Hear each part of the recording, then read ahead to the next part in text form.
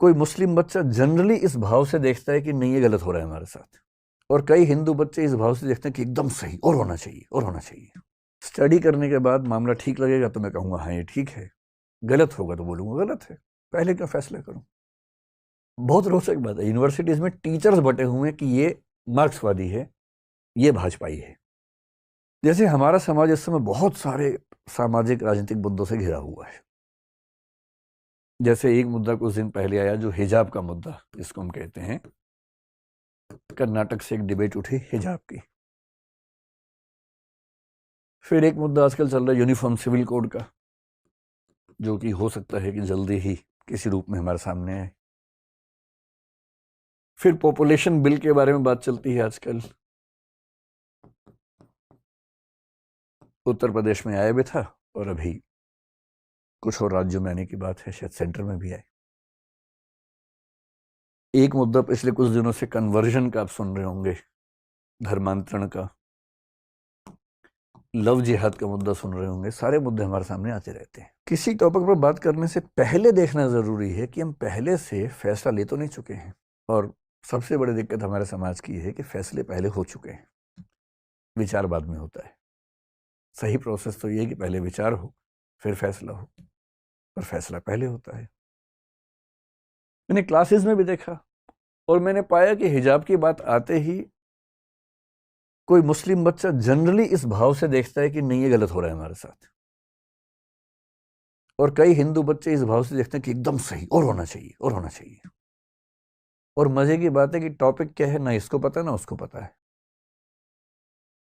Karnataka high court का judgement क्या है 128 पेज का, ना इसने पढ़ा ना उसने पढ़ा।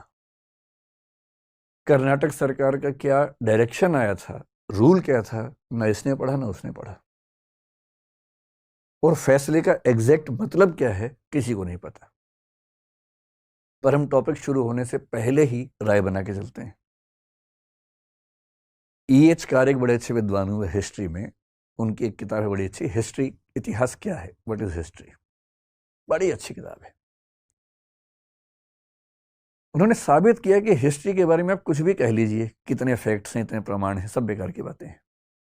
अंततः इतिहासकार के दिमाग में जो बैठा हुआ है वो साबित वही करता है। इसलिए मार्क्सिस्ट हिस्टोरियन लिखेंगे तो आप पाएंगे सबके निर्णय लगभग एक जैसे आते हैं, और जो नेशनलिस्ट हिस्टोरियंस हैं उनके फैसले एक जैसे आते हैं हमेशा। किसी हिस्टोरिकल फिगर को लेकर सोच लीजिए, अकबर की बात कर लीजिए, औरंगजेब की बात कर लीजिए। एक धारा के फैसले हमेशा एक से आएंगे, दूसरी धारा के फैसले हमेशा एक से आएंगे।